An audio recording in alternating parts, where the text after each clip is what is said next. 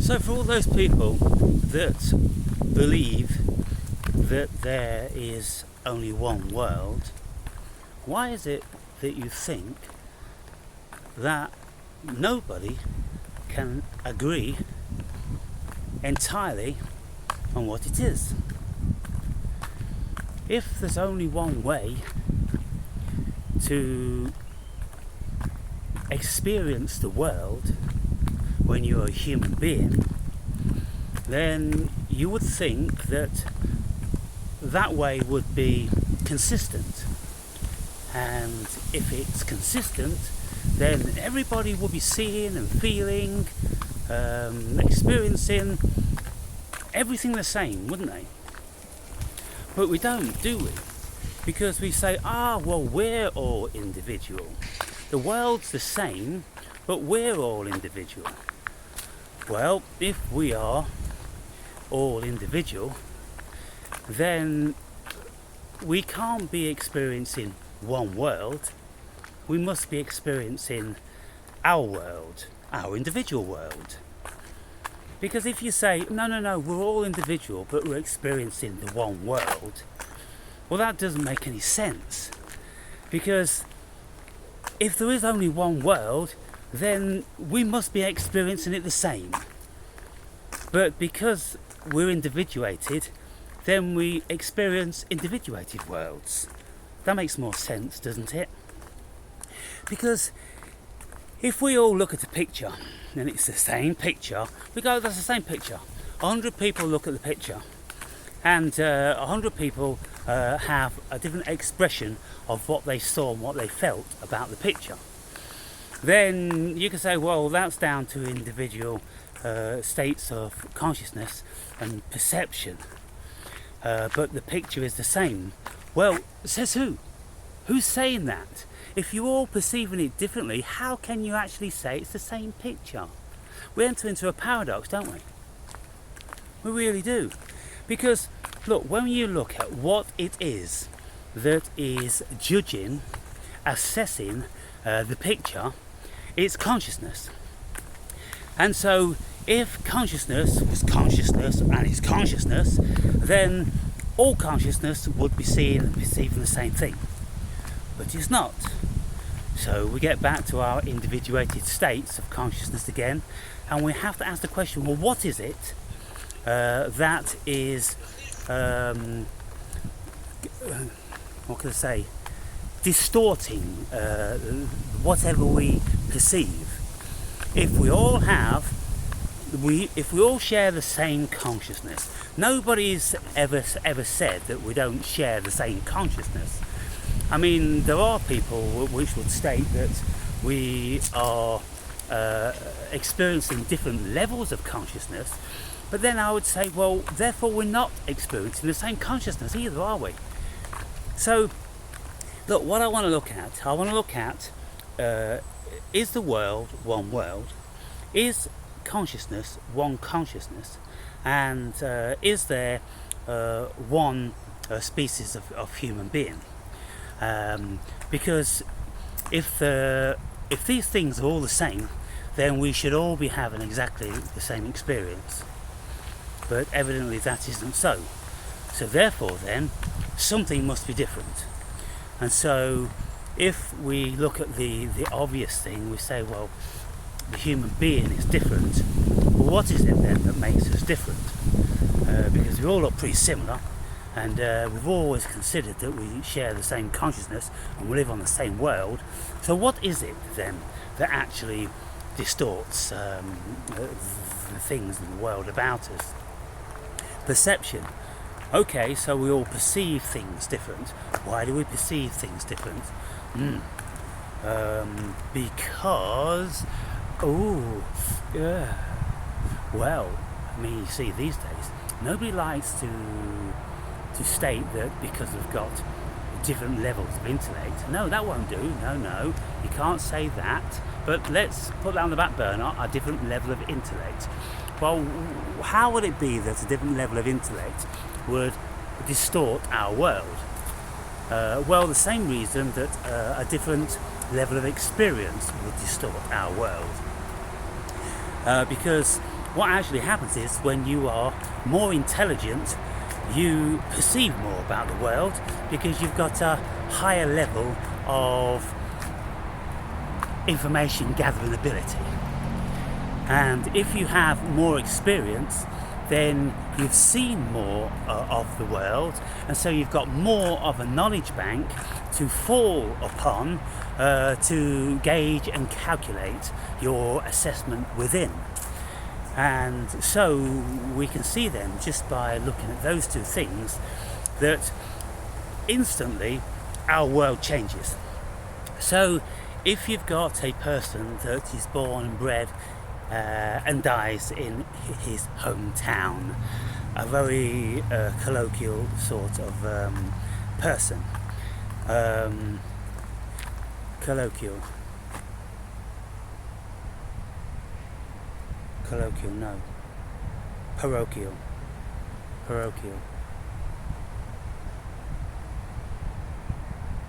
Oh. Let me think about that word. The word that means you don't travel very far, you stay in one place. Parochial? Colloquialism? That's like a kind of slang, isn't it? A colloquialism, so it's not that. Parochial. It's not that. Oh my god. You know, when you get stuck for words, this is why people edit their videos. But you see, it's a perfectly natural and normal thing to do. And if you watch somebody struggling to bring a word to the forefront of their mind, then it might be mildly interesting for other people to see somebody else doing it and not being afraid of the time lapse between the more relevant things that the video creator was trying to say. Oh, good God, there's something, spiders on this and shit. Colloquial, parochial. Ah, damn it, man. Okay, moving on.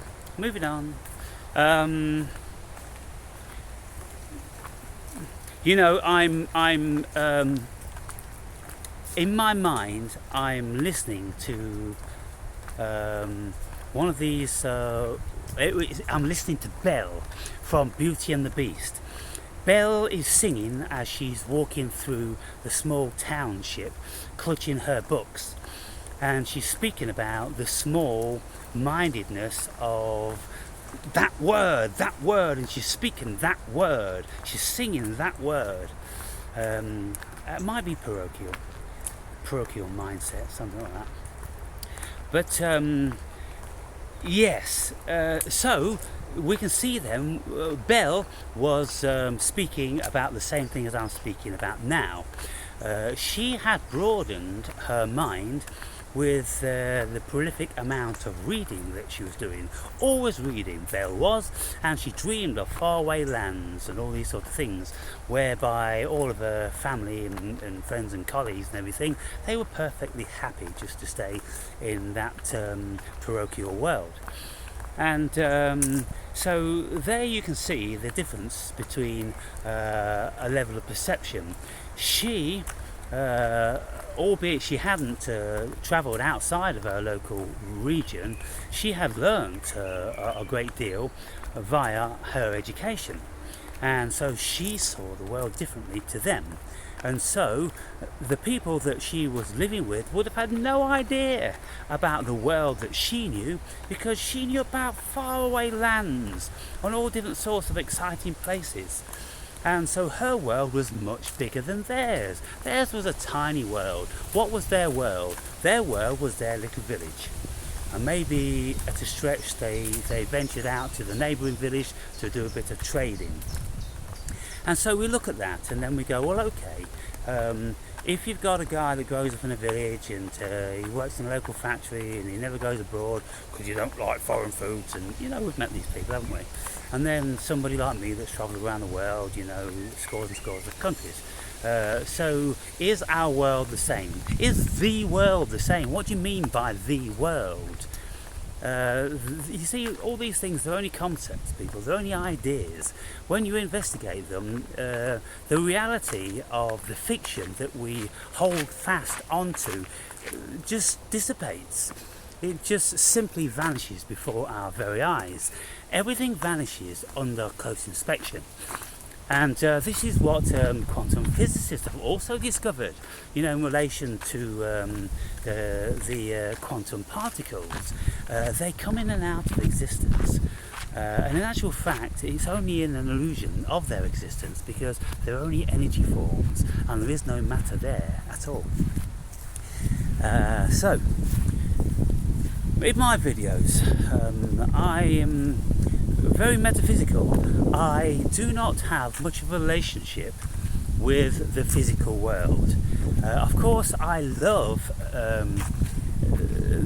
being in and experiencing the so-called physical world, but I don't believe in the existence of matter. I believe it all to be in the mind of God. And incidentally, I was just listening to Joe Rogan last night, and he said, do you know what I think? I think God is the cosmos. Now there's the thing. Now you see, Joe, he's listened to thousands of very intelligent people. And he's not a fool, and he's well-read and, broad in his thinking, and open-minded and inquiring. And he's come to the conclusion that the universe is God. Well, cheers, Joe. I think you and I could have a very good conversation about that. But then you see there's plenty of people that scoff at that, scoff at any notion of God or spirituality or mysticism or anything like that, even though they are well aware that their very own scientists tell us that there's no physical matter here. Good God, the audacity, the sheer incalcitrant nature of many people that just won't see things even when it's right in front of their eyes. And so this is what we're dealing with, because people, they don't care about how the world is said to be.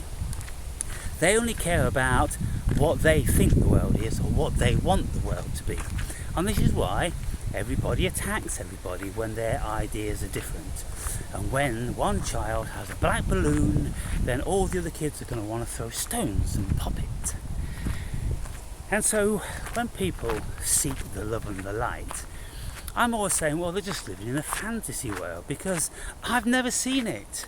I've travelled the world. I've been to the bottom of deep oceans and to the height of the highest mountains, and I've met a million people. I've never found this love and light, and I don't even know what you're speaking about. You could find it maybe in some sort of a fairy tale. There's the thing. Look, I've just suggested that you may find this fantasy in a fairy tale, but the reality is, even fairy tales, they are starkly horrifying. They bring everything down to a morbid reality, don't they? You've got the Three Little Piggies, then you've got Little Red Riding Hood, and you've got Snow White and the Seven Dwarfs. And all those different sorts of fairy tales that we've grown up with, and the songs that we used to sing, ring a ring of roses, a pocket full of... It's about the bubonic plague, and so all of those songs and all of those books and illustrations, they bring a stark reality to the malevolence and the tragedy of what it is to be a human being. And so even in fairy tales, we couldn't find this love and light, because Snow White, goodness me, what evil there was around. Yes, and so no love and light, people, unfortunately, for snowflakes and shrinking violets. Just a stark, harsh reality, and even more stark and harsh, that we can't even have an allegiance that we are sharing the same world, because we're not. And that we're sharing the same state of consciousness, because we're not. We are entirely, in actual fact, alone, with the illusion of other people around us sharing in the same consciousness and sharing in the same world. And even when we are doing things and experiencing what we think is the same thing together, we are not experiencing the same thing.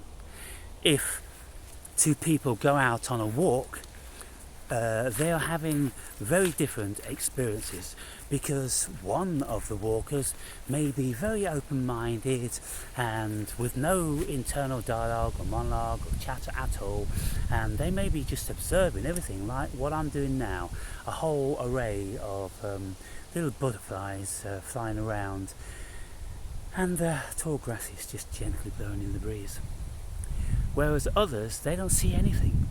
They really do not see anything. They are so in here, they are so trapped in their own cognition that they wouldn't even remember or have any awareness.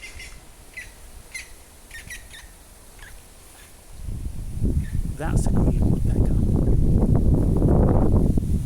An incredibly shy bird. And you can't even get near one of those short of 100 yards. They just bolt it. It's a very curious thing. You see, you've got robins, they'll almost come and sit on your shoulder, and then these green woodpeckers, invariably you'll never see them. Yes, and yet they are birds, very similar. They've got wings and little beaks, and yet they're very, very different.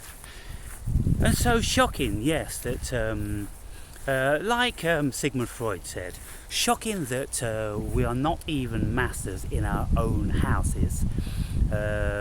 We have very little jurisdiction going on in here, and the amount of people I've listened to, neuroscientists and psychologists and philosophers and this, that and the other, who say that we've got no idea where our next thought is coming from. And as I'm speaking now, I've got no idea where these words are coming from. I just don't have any authority or jurisdiction over it. It just flows out. I'm just streaming. That's all I'm doing. I'm just an Earth rover streaming consciousness from somewhere else, from all around me. And as I walk upon this world, there has never been anybody that's seen this world like I do. And whenever I've been out with anybody, the way I see the world about me is vastly different to how they see it. And like I've said, most people, they won't even see anything except trees, grass, clouds. Trees, grass, clouds. Is that it? Wow, that's fucking incredible. That's like asking a Sims character what they see about them. Just nothing. And then you say, well, what's grass? Well, it's grass. They couldn't even elaborate on that. They just couldn't go into the nuances. And like the trees and the leaves and the barks and all the rest of the stuff, they'd really struggle to do that because they've never ever contemplated it. They've never looked closely. And so, are we living in the same world? Of course we're not. It's only foolish to think that we are. You could say, well, potentially if they did this and potentially if they did that. Well, potentially then we're living in the same world. It's only a potential, people, because we don't all do this and we don't all see that. So any way you look at it, the fiction of the one world is just snatched away from you. There is no one world. There is no one consciousness. There is no one species of human being. We are all exceedingly very varied. We're just as varied as all these plants and weeds that are all around. I mean, when we're looking to identify species, we start with one and then we look for similes in others. And before you know it, what you've done is you've picked hundreds and hundreds and hundreds, and of course you can't find any identical. But what you do discover is that you find such a broad spectrum of that plant, which ends up being another plant. Somewhere down the line, it will actually morph into another plant when the subtleties get so fine that they then interchange with another plant, another variety of species or the similar sort of species. They'll just morph into that, and then they will grow up and accentuate more attributes. For instance, some of you will remember that I've been comparing cow parsley with poison hemlock and common hogweed, and every time I pick one of these plants there is a great divergence within the construct of them, and you can see that they are morphing into an adjacent similar species. So, where do we draw the line? I mean, where do we draw the line between many things, between many species? And I've often said, what constitutes a human being? A human being is just a concept, and we throw all the hominids which meet a certain criteria, i.e. that they don't have furry skin. Well, I mean, lots of hominids do. So, again, look, there are some primates that do walk on 2 feet a little bit, and there was one orangutan, by the way, who always used to walk around standing up. I think she was called Lucy, and she lived to be a ripe old age, but she stood up on 2 legs, hominid style, but she was an orangutan, and so was she somewhere along the line of the missing link. And when you watch orangutans in the trees, they are standing up very often on the branches. They stand up and then they reach up to branches above them. They're actually standing up, unaided of their arms and everything like that. So they're very used to doing that. This is why, we theorise that, the monkeys came down from the trees and started to walk around the plains, because they can do it already. So anyway, meandering around as usual, asking philosophical questions, people. Lots of people, they want to keep everything so concrete, and they want to say, a tree is a tree, and grass is grass, and the world's the world, because it enables them to live within this fiction and operate within the fiction, to keep it very, very simple, with a projection of general attributes which most people would agree with. And one of the greatest bones of contentions that scientists have is with philosophers, because philosophers will tear their shit to pieces, and the scientists insist that there's a physical world, even though their own colleagues will have disproved this many years ago. And so, can you see how we're all living a lie? We're all living a lie, people. Absolutely bang to rights, there's no physical matter, and yet everybody just continues as if there is, even creating things out of the illusion of physical matter and sending rockets up into space and this, that and the other. Don't you just think that it is just a dream? Just a dream, people. And we build this dream with our imagination. Everything's born out of imagination, and everything is put into the projection of this thing that we consider to be physical. And this is where egregores come from. Egregores are a manifestation of energy which ultimately collates together, assembles together into something that is considered to be a reality.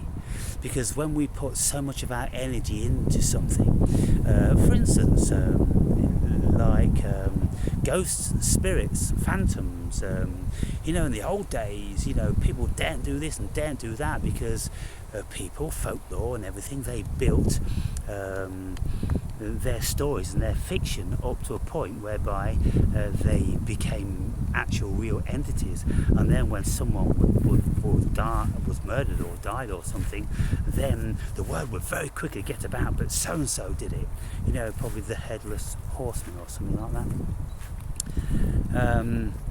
So yeah, it just depends what camp you're in. If you want to keep it really physical, then you're in an illusion. You are deeply seated in an illusion.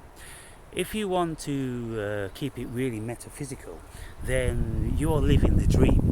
You accept that there's no physical matter here, it is all metaphysical, and you are partaking in a dream. That's what I do. That's why, I will not be narrowed down on any single thing, because there isn't anything in existence. And all these concepts and words and language, they're just all illusions. It's just the elusive language of the fiction which creates the fabrication of this false reality. And so when I'm speaking, for instance, like with Ziggy in our videos, and he will say, what's your definition of that? What's your definition of this? Like I should just have one thing. And I'm like, well, even if I just gave you one thing, one definition, I would only be defining one thing by another thing. For instance, he asked me what my definition of a woman was, and I said opposite to a man. I said, well, I could say a million things about that. I could say, well, it's the female that gives birth to our offspring, and I could speak about the personality traits. I could speak about the gait and the build and the strength and the emotions, and then how they vary from the male and this, that, and the other. But then what am I doing? I'm just projecting one concept onto another concept, onto another concept, onto another concept. So at the end of the day, what's my definition of a woman? 1,000 concepts. Where do you want to settle? Do you want to settle at the first concept I say?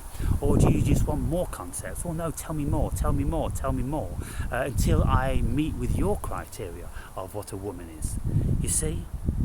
And so I said to him, well, at the end of the day, there's no such thing as a woman. It's just an idea.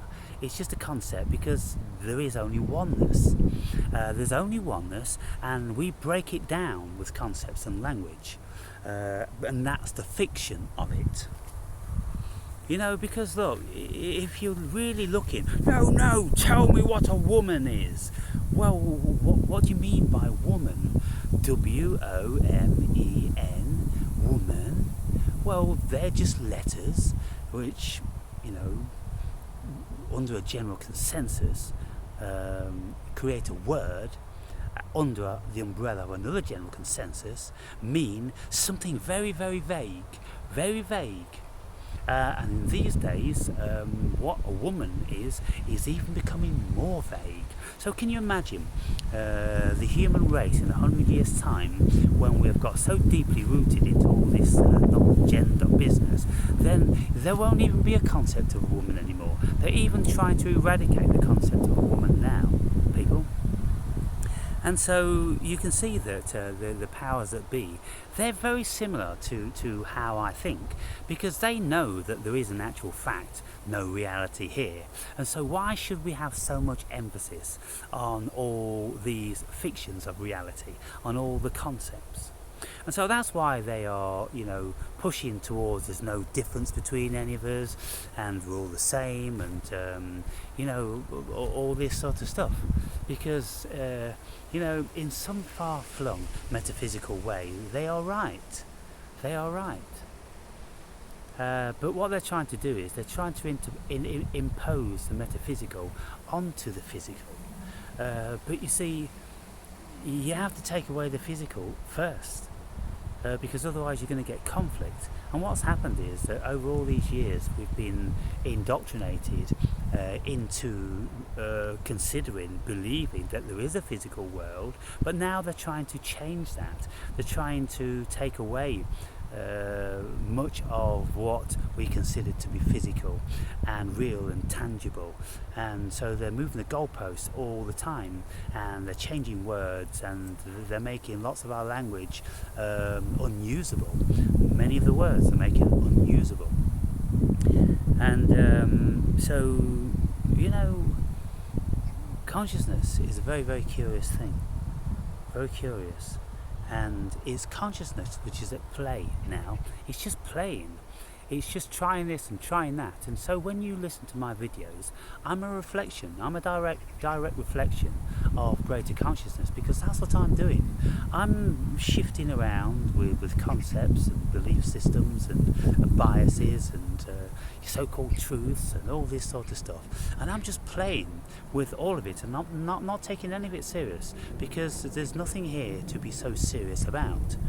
Unless you want to embroil yourself and create your own suffering by narrowing down everything into being just this concept, when everything isn't just these concepts.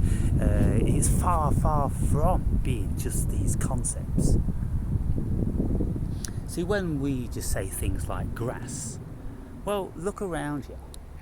And if I was to walk over there, well, we'd see a whole different variety of these little slithers of what we call grass. And we just bunch them all together into a meaningless conglomerate. Oh, that's just grass, that's not important, don't even pay it any mind. But there's a myriad of life forms within that grass, just like there is a myriad of life forms in the Amazon jungle, only this is just a smaller version of it. But if you go down into the micro, then you'll see that it's a complete abundance of living organisms that we just don't pay any mind to, because it's not of our interest. And there's a whole billion things that we don't pay mind to. We don't pay mind to the natural world about us. We don't pay mind to a whole bunch of thoughts that we have, because they take us too far out there and they make us insecure. And there's only a very few people that really start to contemplate the wildest of things, and travel to the farthest of distances in their consciousness. And these are usually our philosophers that do that. And by the time they've been on these philosophical journeys, then they will come back to the conclusion that, well, in actual fact, it is really all Maya, just like what the Eastern philosophers have always said. Because outside of our concepts and language, there really isn't anything here. But people could say, well, what's the point in listening to your videos if you say there's nothing here, when there just appears for the vast majority of people to be a whole lot of stuff going on here, and we live and die apparently, and we suffer and we have fun and we fall in love and we have families and all that sort of stuff. Yes, we do all that stuff in the dream, people. And the dream, in its own right is very real. It's very real in its own right.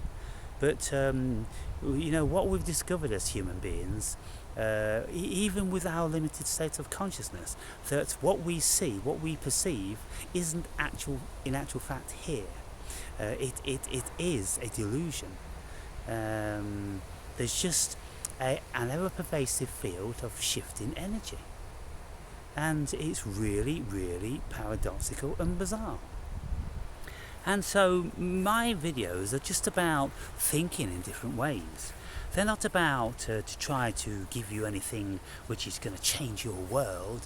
And if any of you are insecure and you really want the answers, well, there's a billion, gazillion, endless answers. And in the end, they'll all come back round to the same thing, ultimately. You'll end up back in the same place. And, people often ask me for advice. What do you think I should do here? Do you think I should do this? Do you think I should do that? Goodness me, there's no point in asking for advice from anybody. Everybody's going to give you different advice. Nobody is you, you are you, and you are having your individuated shard of conscious experience, and you're going to do it your way and only your way, and things are going to work for you or they're not going to work for you, and what worked for me probably wouldn't work for you, and all this sort of stuff. And so it's fruitless asking for advice. You just got to use whatever intelligence you've got and let that be your guide. And your level of intelligence is going to depict your level of world, because only you can see your world, only you can experience your world. And so if you ask me as a 60-year-old man, when you're 20 years old, let's say, what should I do here and there, if I was narrow-minded and stupid and haughty, then I would just project onto you, well, what I did, because what I did was right. Right for who? How do I even know what was right for me? I've got no idea. All the things I did in my life, whether they were right for me, I've got no idea what my world would be if I went on another trajectory. And so I could never give you any advice about anything. I really couldn't. The only thing I can say to you is just try to have confidence in your own cognitive ability and feel your way through this world.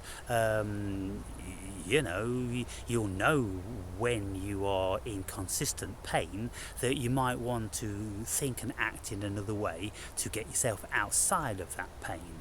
And if you are in such great ecstasy all the time, then ultimately you'll probably find that boring, and so you'll do something to change that, and then you'll shift into another paradigm, probably back into pain momentarily, because we need all these things just to give us the experience to grow. We're all growing individually, we've all got our own worlds, we've got our own dreams, and that's all, I can say, really.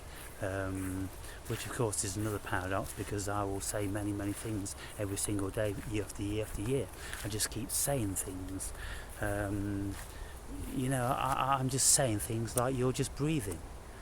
And some of you just keep doing a whole array of things that I never do. We just keep doing things, people. And that's it. And so if you ask me, well, what's the purpose of life? I would say life is the purpose of life, and it isn't down to any individuated shard of it. It isn't down to any individual tree, it's not down to any individual blade of grass, it's not down to any individual human. It's just life, the whole thing, which is God. So what's the purpose? Well, God's the purpose. God is purpose.